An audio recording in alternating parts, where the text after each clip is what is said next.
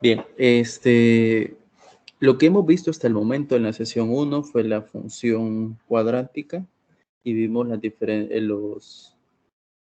transformaciones, ¿verdad? Que sufre una función y lo evidenciamos con la función cuadrática. Entonces, ahora vamos a pasar a ver la función racional. La sesión pasada definí que era un polinomio, ¿verdad? Entonces, aquí nos dice la definición de una función racional, que es el cociente de dos polinomios, donde el polinomio del denominador tiene que ser diferente de cero. Para esta función racional, hasta estas alturas vamos a estudiar el dominio.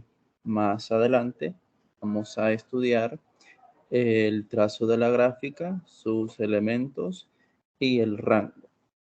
Entonces nos dice acá que el dominio de la función racional van a ser aquellos números que pertenezcan al conjunto de los números reales, tal que cumplen con la siguiente condición, de que el polinomio q de x tiene que ser diferente de cero en ese valor de x.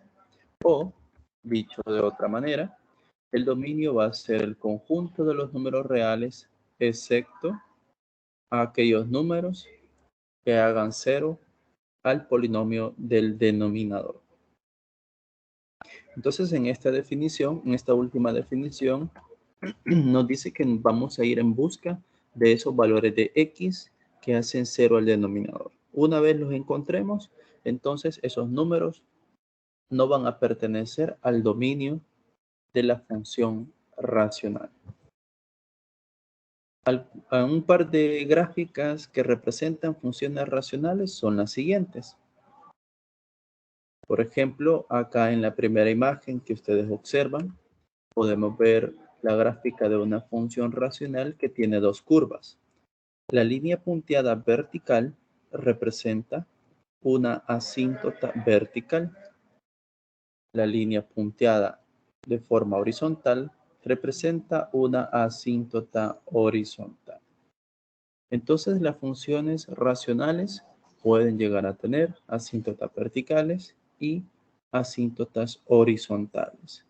Para la segunda gráfica que ustedes observan, acá tenemos tres curvas, en donde se presentan dos rectas punteadas verticales. Estas corresponden a asíntotas verticales. Y tenemos aquí una recta horizontal, que es justamente el eje X. Esa sería una asíntota horizontal para esta función. Hacer notar lo siguiente. Por ejemplo, en la primera gráfica, ustedes observan que hay una asíntota vertical y hay dos curvas. Para la siguiente, hay dos asíntotas verticales y hay tres curvas.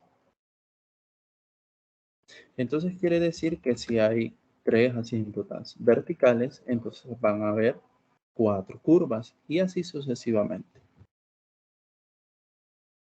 Entonces, este es un ejemplo de cómo son las gráficas de algunas funciones racionales. Eso cambia, ¿verdad? Y más adelante nosotros vamos a aprender a cómo encontrar esas asíntotas verticales, las asíntotas horizontales y a partir del concepto que veamos más adelante, nosotros vamos a poder trazar la idea gráfica de estas funciones.